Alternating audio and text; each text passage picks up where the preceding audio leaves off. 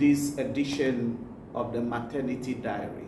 And I invite you to invite a friend and somebody to watch with you. I'm here today to talk on abusive relationships. A relationship is a mutual agreement between two people, usually to establish a bond of friendship, whether marital friendship or a friendship for a purpose. However, all forms of relationships exist for a purpose. Everything that is created for a purpose. And if the purpose for which something is created falls short or does not meet the standard, or it is used for something else, or is channeled in a way that is not according to the plan for which that relationship or that thing exists, that is an abuse. All manufacturers, when they manufacture their products, they provide a manual to be able to troubleshoot, to help people get the best out of what has been manufactured. If a person does not use that item or that manufactured product or that particular product for the purpose that it was created, but for something else, then that is an abuse. For example, the mouth is made for food and to speak. We do not take food and pass it through the nose. That is an abuse of what the mouth is intended for. It's intended for us to put food there and not the nose. So abuse is any time a thing is not used for the purpose that it was created, that is an abuse. I'm talking about abuse in relationships. Abusive relationship. A relationship is supposed to be mutually benefiting to the people who are involved.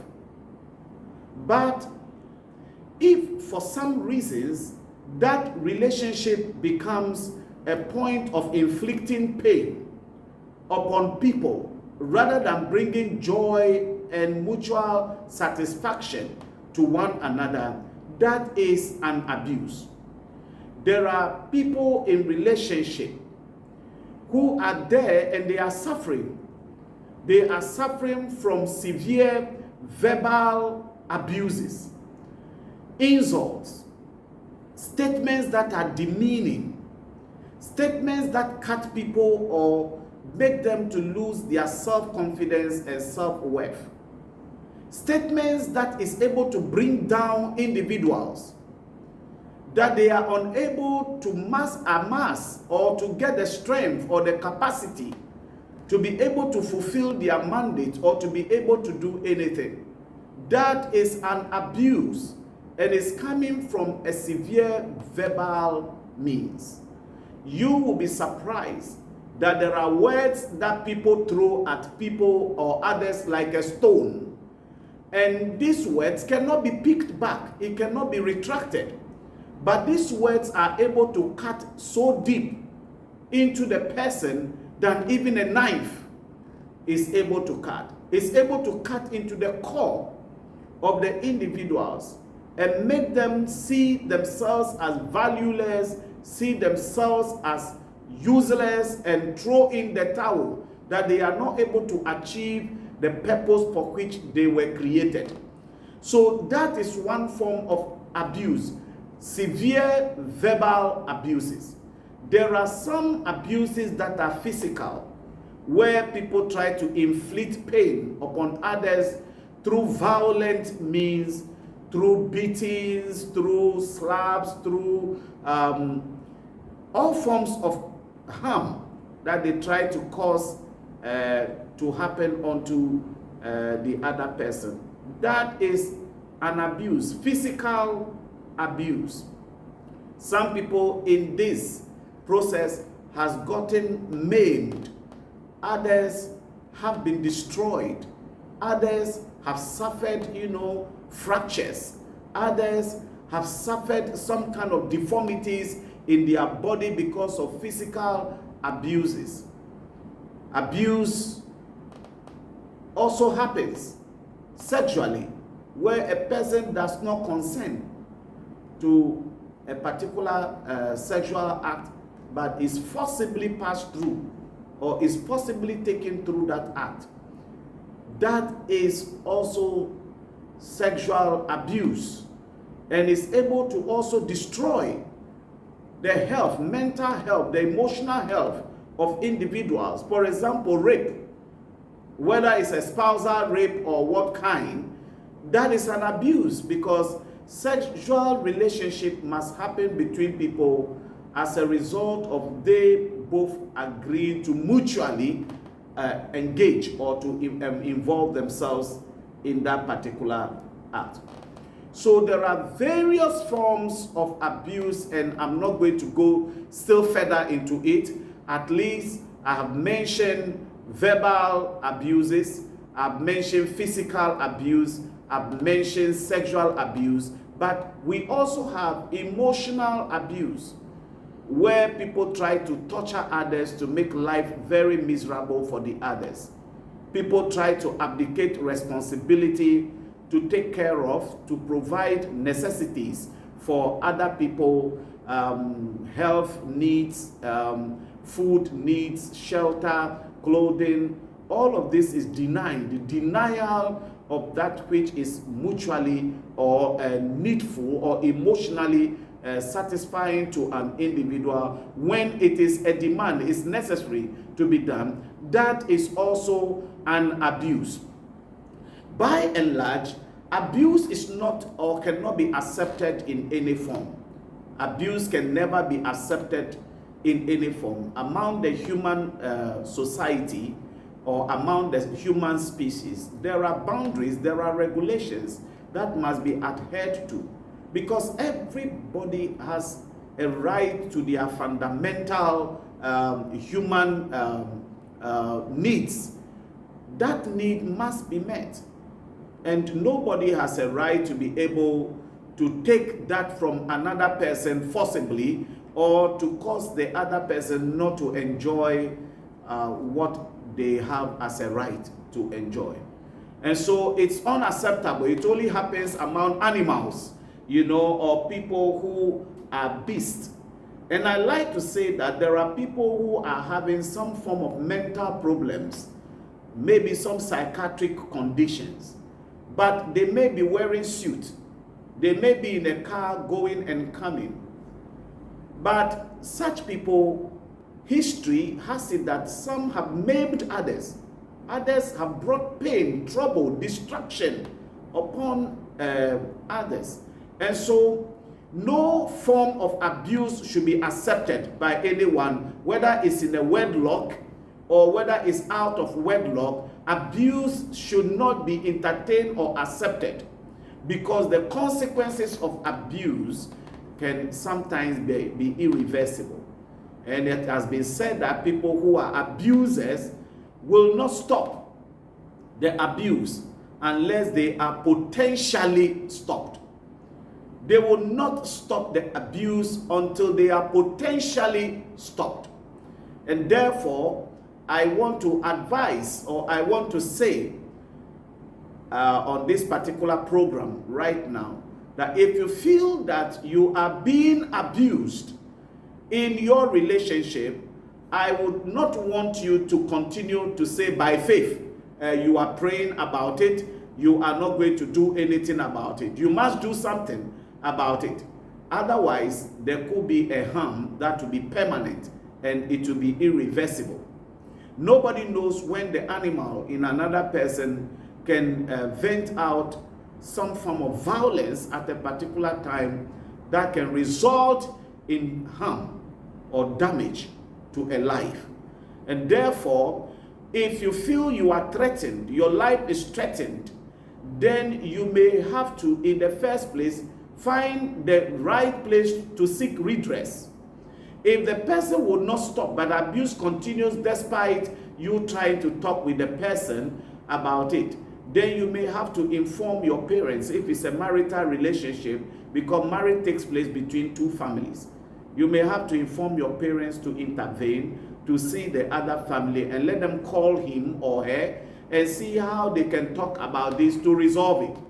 If it will not still stop, then the law enforcement agencies must be informed.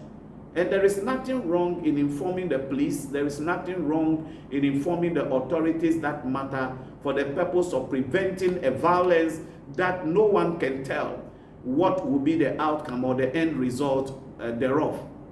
If that will not stop, I will say that God created especially the marital relationship to be enduring, to be permanent, except in exceptional circumstances where abuse will lead to imminent trouble or danger for an individual.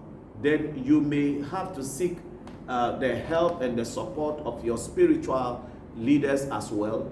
And if that does not happen, then you may have to resort to the law so that that act would be prevented from taking place.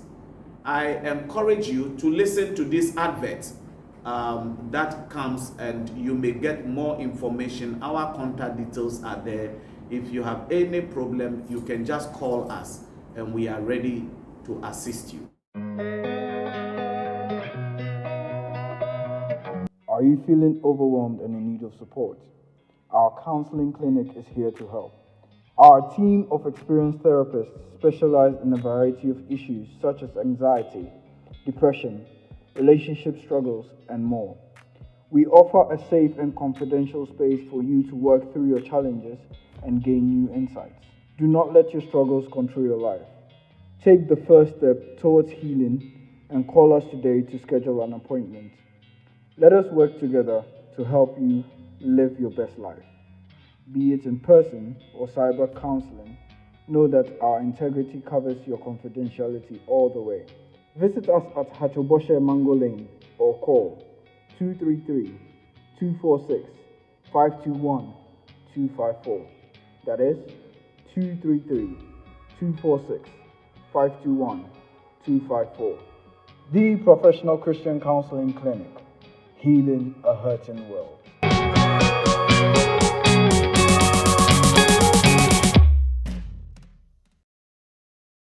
So, Prof, with regards to abusive relationships, how are we then supposed to choose the right partners? What are some of the red flags that we can look out for before, so that we don't even just enter it and now fight it? So what are some of the things we can consider when choosing the right life partner? It's very important that before you enter into any relationship, you do your homework.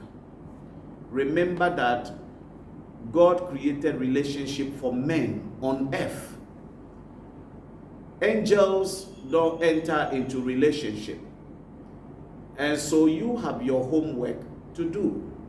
First, you need to ask yourself, what kind of life, what kind of relationship, what quality relationship do you want? Look out for that. Have your own standards. Have your own pattern. Look out for what you want in the other person. Because many times the things that create problem in relationship or problems in relationship later on, they have been signs on the wall. Unfortunately, we ignore them, believing that we are in love. And so we become blind and oblivious to these signs on the wall. There are red flags that you need to look out for. The red flags are simply the things that will not make you happy, the things that will hurt you. You know them. And so if you begin to see these signs at the onset or the early parts of the start of the relationship, then you need to know that they are things you must work on. If you are not going to be able to resolve it, you cannot address it, you should not be bound. You should not force yourself into this kind of relationship, because it will repeat itself and may be aggravated with time. And so the red flags are there. I am not going to be able to say right now on this set what you should do, but I should rather help you to know how you will be able to identify the things that you don't like, the things that will not make you happy. Probably these are the things that you will see as the red flags, and you should find a way to address it. And if there will be no solution, then you better put the relationship on a hold, or you terminate or end the relationship. But don't force yourself and go into it when you see these things and you don't address it. It is part of somebody's life, it's part of somebody's character, and it will be repeated when both of you are together. The human body itself is made up of three parts. We have the physical part, we have the spirit part, and we have the soulish part, or the psychological part of man. All these parts can fall sick, and if they are not treated by the appropriate people or by the right people who have been trained to be able to administer therapy to the physical person, this will result in breakdown of the individual. And if the problem is not resolved early, it can result in death. So physical death can happen, spiritual death can happen, but people can also die psychologically. And this is the reason why medical doctors have been trained to attend to the anatomy and the physiology, the physiological aspects of people when they are sick, administering medicine and using other techniques and therapies to be able to bring them wellness or well-being.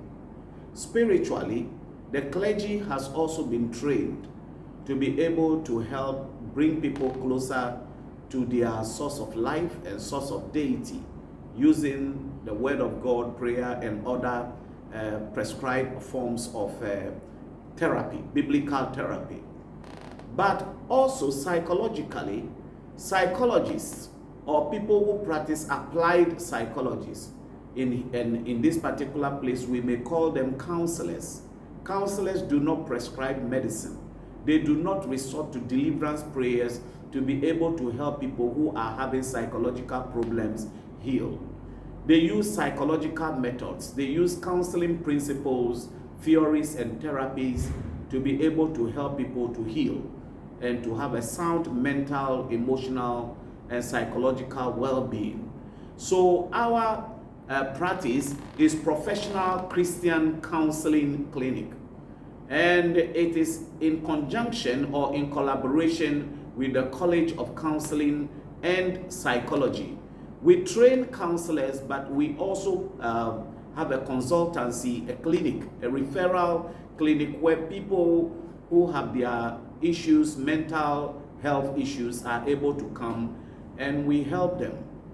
And so Professional Christian Counseling Clinic has several services that it renders to the public or to anybody who needs it. We do marriage and pre-marriage counseling services.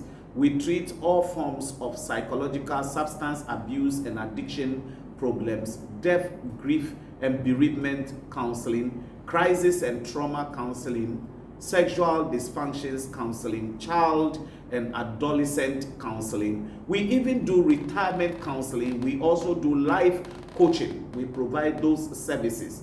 We are able to help you in any form of psychological problems, whether they are pathological problems having to do with gambling or having to do with lying, having to do with stealing, and so on. We are able to do that. We also provide inmate counseling. We are able to help people overcome any form of problems that they have, anything that they are trying to work against and they cannot find solution. We are there to be able to assist you discover the solution to your problem. I believe that this short presentation or this video will be able to help somebody get out of some troubles and some problems that would otherwise be detrimental to their well-being or their health, whether physically, emotionally, mentally, psychologically, socially, or spiritually. I want you to keep watching the Maternity Diary. Go right now and like, share, and subscribe to the Maternity Diary. Thank you so much, Teresa, for having me on your program today. God bless.